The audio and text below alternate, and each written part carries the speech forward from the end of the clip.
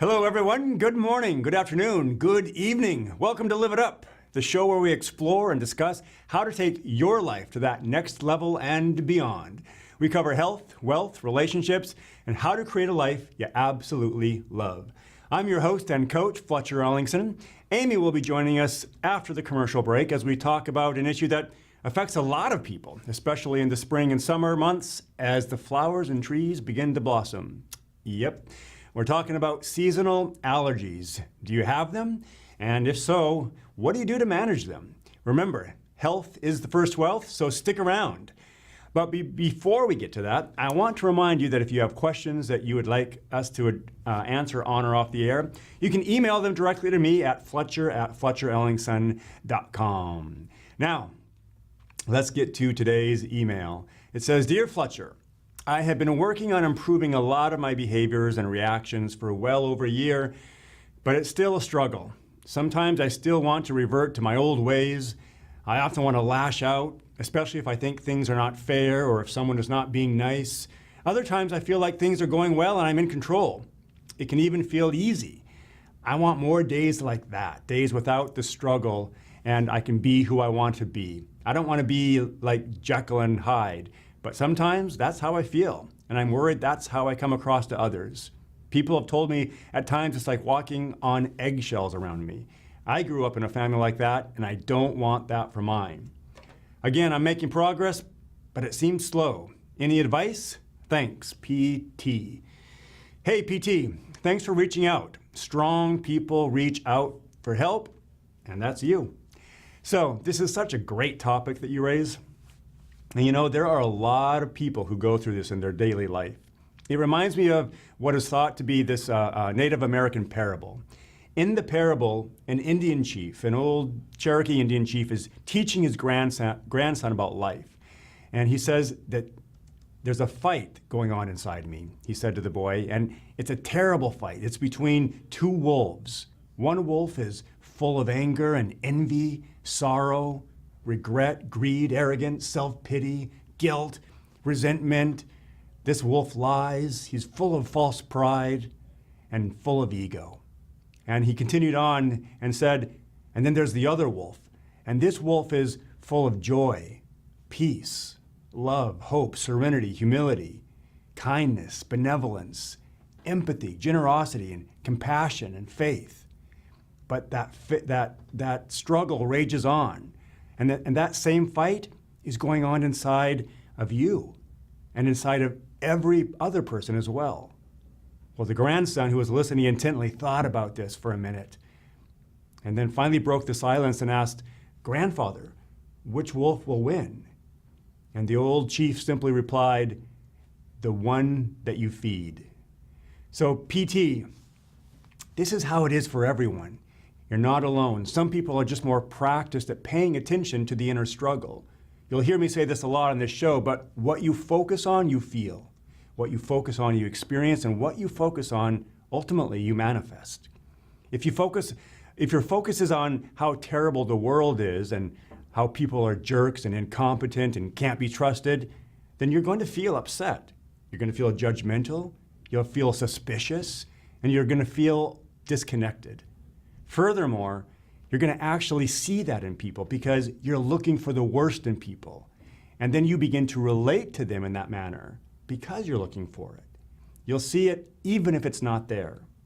However, if you focus on what's going well, the good that people are doing, the progress that we're making, the fact that there are millions of people contributing in meaningful ways, then you're going to begin to feel hopeful, inspired, motivated.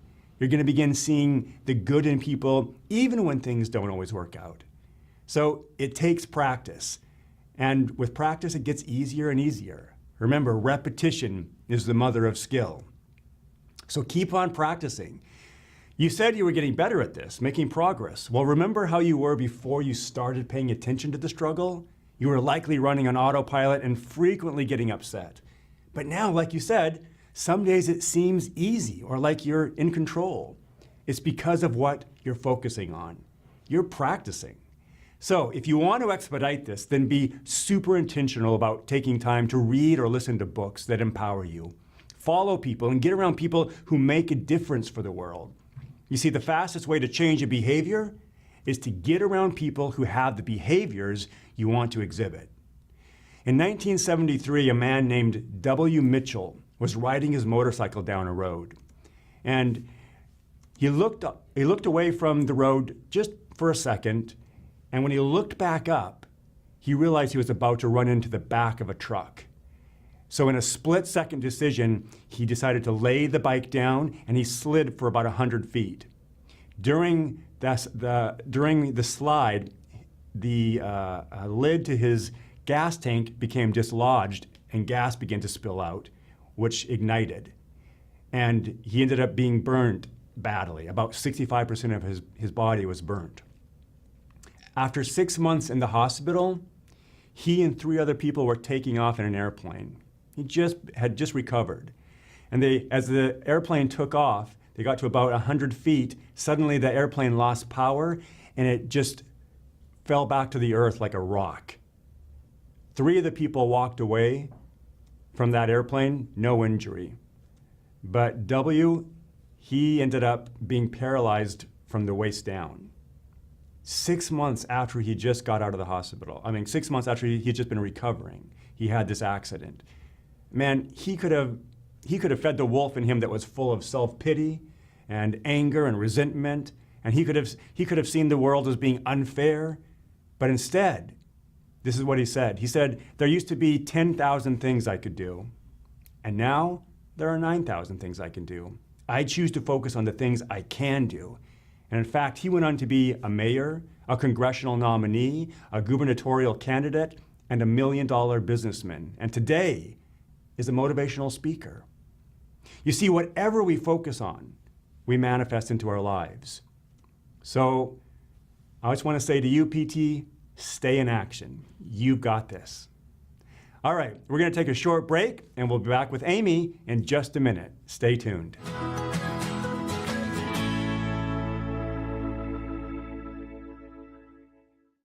Hey everybody, welcome back to Live It Up. We are here with Amy, who's got the topic for us, our health topic. What are we talking about today? We're going to talk about seasonal allergies. Seasonal allergies. That's true. All right. What do people mean when they say seasonal allergies? So seasonal allergies, or it's also called hay fever, or you might have heard it called allergic rhinitis, or maybe that's really for just I've us. never heard that, Yeah, actually. that's just for us doctors. Mm-hmm. So it's something that happens seasonally in like the spring and summer time frame. Okay. Now, not to sound like one of those pharmaceutical commercials, but what are the symptoms? The symptoms would be runny nose, itchy throat, itchy eyes, runny eyes. People can have red eyes, sneezing. Sometimes people feel tired, postnasal drainage, swollen nose, like you can't breathe out of your nose. And like I said, it's usually seasonal. Yes. So in the early spring, you'll have tree pollen. In the late spring and summer, you'll have grass pollen. Ragweed pollen is more fall. And then in the winter, people can have issues with mold, or maybe from being inside more with different allergens in the house. Got it. So what would you say, is this something you see a lot of in your clinic? Yeah. What would you say, are there any stats on like how many people this affects? Well, about 8% of the population, children and adults, have it, and a lot of the medications are now, like most of the medications are over the counter now. They used to only be prescription, and then I saw a lot more of it. But now people are, trying to treat themselves. Good. Which is good. That is a good thing? Yeah, I think so. So why do we call it hay fever?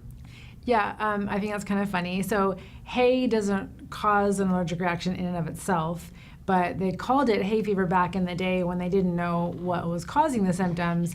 And it's just that when during the time where you're harvesting hay, tends to be in the spring.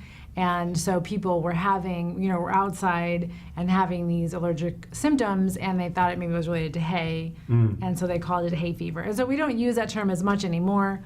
We call it usually more seasonal allergies. Ah, that's Yes. the new term.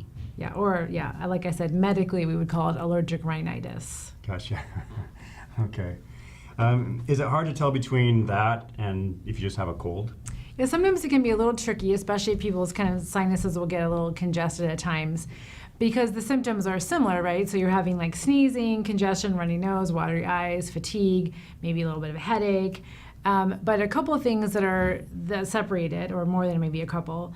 So cold symptoms frequently come on like one at a time. You might start feeling achy, and then you get a runny nose, and then you might get a cough or that kind of thing. Where allergy symptoms tend to just come on all at once. Like you'll have all the symptoms all of a sudden.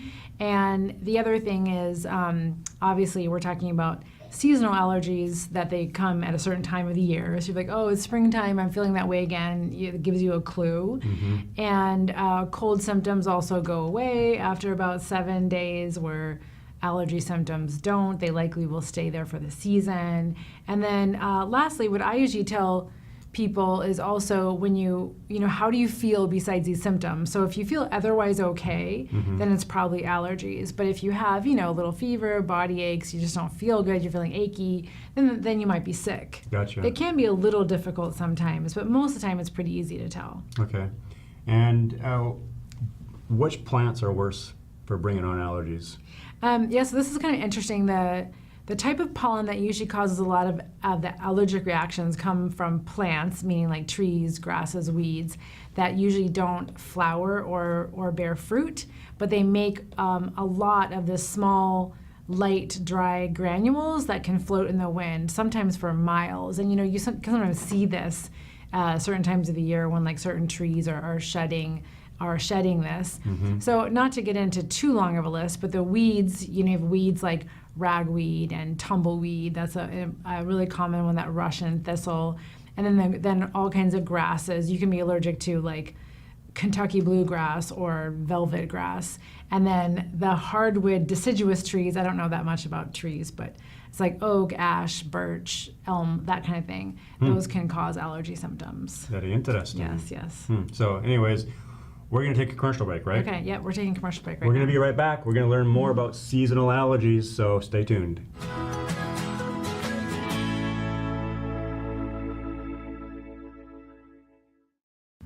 Hey everyone, welcome back to Live It Up. We're talking here with Amy, and she's giving us an education on seasonal allergies. What was the other term?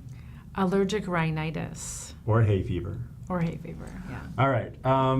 So what can people do to relieve their seasonal allergies once they determine that it is in fact an allergy, not a cold? Well, there are a lot of things to do. So the two strategies, one is to reduce your exposure to the allergen. Like stay inside? Well, it is one of those, and I'll get to that. And the other one is treating symptoms. So as far as reducing your exposure would be staying inside, that's going to be no fun to do that all the time, obviously. But say it's really windy and that it might be a bad day to go outside, stay inside. Doing yard work on a day that is going to be bad. Also, if you've been outside, like working in the garden or outside when there's a lot of pollen in the air, you can take off those clothes and wash them. You can also check the pollen count, right? Yeah, so I'll get to that. So then, that every spring kind of to fall, there's someone who gives a pollen report. I've heard it on the radio in Chelan on Cozy. I'm sure it's on the internet. Luckily, knock on wood, I don't have allergies, so I don't check this. But it measures the amount of pollen in the air. And so the numbers usually include grasses, trees, and weeds.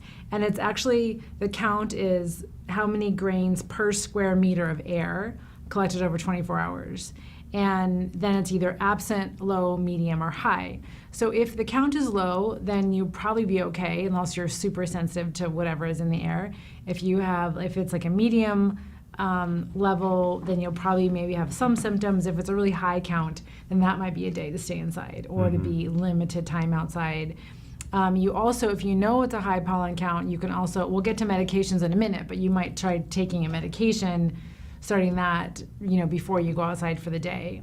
Gotcha. You can also, the environment in your home matters. So if you use air conditioning in your car or in your house, that's helpful, making sure that you have filters that are clean, and you can get special filters if you have more allergies. Using vacuum cleaner that has a HEPA filter, so that's also a way to kind of keep the inside of your house clean. I love vacuuming. Yeah, you do. Yeah. So get yourself a good vacuum cleaner. So how extreme can allergies be? Well, they can be pretty bad for some people. I mean, it's miserable when you can't breathe out of your nose. That's the biggest thing. And I've also seen some people come in and their eyes will be very swollen. I mean, that's obviously no fun. And itchy and red, and that can be from an allergen. And there are a few people who are resistant to, or the over-the-counter treatments don't work. And those are the people that are usually coming in the doctor's office not knowing what to do. So the over-the-counter stuff, like I mentioned, a lot of it is available now over-the-counter. So Right. the first line is people have heard of. Benadryl. Yeah, so something in that class of medication. So that's an antihistamine. And we don't tend to use Benadryl as much because it makes people quite sleepy. Not everybody, but And is Benadryl the brand? Or? Yeah, Benadryl's the brand, Okay. and so the medication is actually diphenhydramine. But they're all the antihistamines are pills, these ones I'm talking about are pills, and they can relieve the sneezing, itching, runny nose, watery eyes, and that's going to be like Claritin or Zyrtec or Allegra, and all the stores have their own kind of generic brands, and those are pills. So when we go down that, I remember getting some for you at one point. Maybe it was from allergies, but I remember going down this aisle, and it was just tons of options. Yeah. Are they pretty much all the same? Yeah, they're pretty much all. Well, I mean, the brand and then the generic, I think, are pretty much the same. Okay. And because then there are decongestants, and that's like Sudafed. Talk about having a lot. There's a lot of decongestants, and those will temporarily relieve the stuffiness in your nose. Or there's nasal sprays like Afrin or the Neosynephrine. Those are both brand names, and those also will cause shrink the tissue in your nose. And the only concern with that, though, is that people that use those all the time, they actually become not really addicted to them. That's the word they use, but the tissue in their nose becomes really used to it. And then if you use it longer than like several days, then when you stop it, then the tissue in your nose expands and you cannot breathe through your nose at all. Oh, so you want to make sure that it goes away, but it's not fun. So you want to make sure that you only use those for about 3 days. Okay, just real quick on Yeah. all those brands and the generics and stuff. Yeah. Basically, they're the same thing, just other brands have different price points. So look for a generic one, right? It's basically the same Yeah, thing. I mean, some people, if I would say that I think there can be some variation. So say you get the, Walmart brand of Claritin, you don't think it works as well as Claritin. It's possible. Okay. Because they are manufactured differently. But I always try the less expensive one myself. And then also some of them have certain dyes in them. I think you took something one time that had a red dye and you got like a rash on your skin. So people can be sensitive to different dyes and fillers. So there might be one that's better than the other. Okay. And then I want to talk about nasal sprays because I really like using nasal sprays for people too. And the nasal steroid sprays are over the counter as well. The most common one people know about is Flonase, but there's Nasacort, Nasonex. And those are just like putting a steroid cream on your skin. So those help with inflammation in your nose. And not just in your nose, but actually using those nasal sprays can help with itchy eyes, watery eyes, the itchy throat that a lot of people have. And then what's nice about the steroid nasal spray is they're not going to have you have any symptoms in your body. So some people don't feel right on antihistamines. They feel kind of odd, or they feel kind of fidgety or anxious, or the Benadryl makes you sleepy, or people sleepy. So the nasal sprays are a really good idea. And are those over the counter as well, or do you need to see Those a are over the physician? counter. The only thing, they can sometimes cause nosebleeds. Definitely read the instructions, how to use them. If you ever go to Safeway and you're down the aisle and you have a question about this, can you just go talk to the pharmacist there? You can. I think they advise you or not? I don't think they ever leave their area, is what I found. So if you brought something up to them, they will give advice and they'll help you figure out. They don't necessarily know. My experience, they don't necessarily know what's on the counter though. You'd have to bring it to them and ask them. They don't know their supply. Gotcha. And then just the last over-the-counter medication would be like the combination, like Claritin D or Zyrtec D, and that's the antihistamine with a combination of a decongestant. So say someone's really stuffy or they're about to travel and they just really need to get everything dried up, I'll have them use that for maybe a week. As long as you don't have high blood pressure, then you shouldn't take those, and that says it on the box. Got it. And of course, if you ever have any questions, ask your physician Yeah. about any of this. And we didn't talk about home remedies. Okay. So, and we have one of these at the house too, is a neti pot or a neti pot. Yeah, so the nasal saline rinses are really good, especially for people who have chronic issues and it's an issue for you. So using the the nasal spray, or not nasal spray, nasal washes with saline, and it comes with all the instructions. It just helps keep the tissue healthy, keep things cleaned out. It looks kind of weird and gross and may feel awkward, but you can get some good relief from it. Yeah. And I don't want you to go to the next question quite yet because I forgot to have you ask me about allergy shots, because people talk about allergy shots, and I have patients come in and they say, well, should I just get allergy shots? And the thing is, allergy shots they're not just like one shot. So you basically go down and you get skin tested by the allergist, and they see what you react to. And then if you react to something, or usually it's a combination of things, they actually make up a special mixture serum for you. Wow. And then you have to come in usually weekly, and you get small doses, very, very diluted dose of that allergen, and it increases over time. So it's basically desensitization therapy or immunotherapy, where you're training your body to not react to that. Cool. It is cool. And so that can give you long-lasting relief, but usually it's only reserved for people who have not done well with the over-the-counter stuff and who are really having persistent symptoms. Gotcha. All right. Well, thanks for all that information. We're just about out of time. Okay. So, you know what to do. It's time to get out there. Be a source of kindness. Be a source of contribution. You have something that this world needs, and we believe in you.